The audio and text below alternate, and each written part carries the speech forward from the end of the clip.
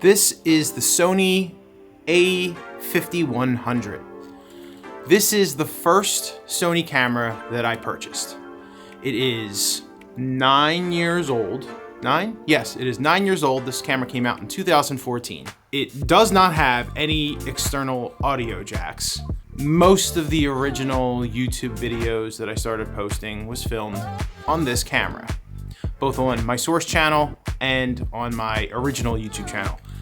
That's not entirely true. I had the first digital Sony Handycam with a hard drive, but this is the first 1080p camera. Let's say that. It's the first 1080p camera, whatever. This camera has been sitting in a drawer for the last couple of years. I moved to full frame sensors and full frame lenses, and I moved on. Leaving this piece of equipment in a drawer makes me feel sad. And, you know, it's got some defects and scratches. This thing's been beat up. I bought it used, and this thing's been beat up. It's been abused. So I wasn't too keen on selling it, and I'm like, I should probably have a backup. Long story short, I had a friend, not even recently, this was like a year and a half ago, mention during the pandemic, he was using an older Canon camera for his video conference calls. I'm not really doing live video. I desperately need the editing. But it put an idea in my head. I wonder how much better for conference calls using a real camera versus a webcam, how much better the quality would be. But I've had other things to do. So I put that idea away. But then I've been reading articles about this older Sony A5100 and how people are using it for live streaming and how it's a great webcam. So I did some research, and I'm going to walk you through how to turn this little camera into a real honest-to-goodness webcam and improve the quality for everyone. You're going to need an HDMI capture card. This particular camera, you can actually use Sony software as well. You can use their Live Edge software installed on your computer, and it will somehow turn this into a USB camera that is recognizable, but you need to run the software in order to do that. And some of the reviews that I've been reading, it also seems like it maybe reduces the quality coming out of the HDMI port or the USB ports. I opted for the caption card option. If I can run less software on my computer, I prefer to do that. But that is an option for you, and I'm not going to run through that walkthrough. You can figure that there's plenty of videos that will walk you through that, and it's fairly simple. Install the software, it does all of the things. It's a couple clicks and you're done. You're also going to need a dedicated power source. So it's basically a battery, something that fits the battery frame here, and there's a dedicated wire that you plug into the wall so it gets the constant power source. I have to share something. So I have owned this camera for years. It never dawned on me that there was a little trap door that was basically, I assume, was built so you can have a dedicated power supply in the camera, but this thing pops up so you can run the cable out. I have never noticed this before. And I was like, oh, I wonder how I'm gonna get this door shut with this cable running out of it. And it was built in the whole time. So you have to appreciate good engineering and foresight. Very cool. Very cool. There's another net benefit to that particular solution for this camera. This camera has a reputation for overheating. So when you use this camera as a webcam and you're not recording to the SD card, it doesn't have the heating issue, or it's considerably reduced. And I also think that the battery doesn't overheat as much when it's a dedicated power source. So between it not writing to the card and it not being a full-blown battery, it helps with heat management issues. You're also going to need either a tripod to put on your desk, or I have an articulating arm. And then you're also going to need, with the capture card, you're going to plug this in via micro HDMI. So you need a micro HDMI cable, and you need a micro HDMI to a full HDMI to connect to the capture card. And the capture card will ultimately convert your HDMI signal into a USB, so it makes it a USB webcam. That's what the whole point of this is. and it works really nice. The first time that I used this as a webcam, the straight HDMI feed coming out of the camera was showing all of the camera information. I didn't even have that recorded, but it shows like the aperture and all this other stuff, and it actually reverses the image too. So it's not only do you see on-screen HUD information for your camera, but it's also reversed, which is annoying. Some people, I saw some videos where people were like, you can crop it out.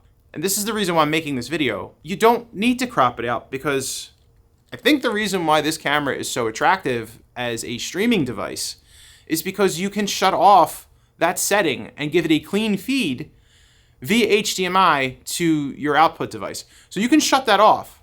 You want to go into the setup section and then go into all the way to the end where the toolbox is, and menu number 2, the last option is HDMI settings. You want to make sure that your HDMI resolution is on 1080p. There's an auto setting, do not set it to that auto setting. And then you want to do HDMI info display, you want to set that to off. The other thing that you want to make sure you're doing, go to your main selections menu and make sure that the camera is on movie mode, not on intelligent, like the green or the yellow. It's gonna look terrible. Make sure it's on movie, and then you can set any of these particular settings. I have mine set to auto, but if you want to use a different lens with aperture priority, that's absolutely fine, but I'm setting mine to auto. And that's it. So I will show you how to change the settings, and then we will move on to a live stream that I recorded, like a couple of minute live stream, and the quality I think is quite good. Yeah, I'm not used to doing anything live. I typically record everything on my other cameras and then judiciously edit, but this seems like a cool thing, and I feel bad when equipment is just sitting around in drawers and not being used. So I wanted to test this functionality. I wanted to see if it worked. I do think that it looks a lot better than a webcam. I think this looks really nice, minus the door being shut. And I'm over there. If you look over there, I'm charging a bunch of my nano lights so I can actually make it look all pretty and atmospheric. But I just wanted to test this thing out. I'm mostly concerned now that the audio is not going to work. I am using one of the things that the A5100 doesn't have or do well is audio. It doesn't have a 3.5 millimeter or a hot shoe mount, so you can get an external microphone. That has been a major reason why I've switched to other Sony cameras. This is a great little camera, but that is a big problem for me. The audio is not so great. So in this particular setup, I am using a Blue Yeti, and maybe you can. I'm using a Blue Yeti microphone. It's not like, like, oh Jesus, hopefully I didn't screw that up. It's not super close to my face, so that's the other reason why I am sort of just testing everything out, just to see if this is an appropriate audio level or not. So with a small couple of investments, you can turn a really nice camera that's showing its age and turn it into a very productive live streaming camera, which, we're all on home live streaming or conference calls. So it's nice to up your game a little bit. So if you invest in a $15 to $20 capture card, a constant power supply battery that plugs into the wall, which I think was $30.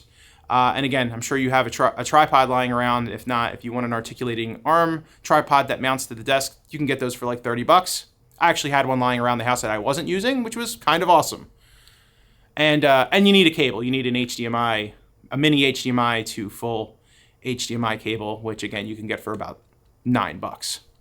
So pretty cool investment. And again, you can use that stuff for other things as well, so it's not a one-time use.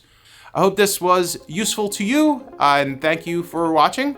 This was fun to make, and I heard these things are getting hard to come by. So another tip is that apparently the 5000s, the A5000s are not as in demand, and you can get those pretty cheap. So if you can't find a 5100, a 5000 may be within your grasp. Have a great day, and I'll be back with another video shortly.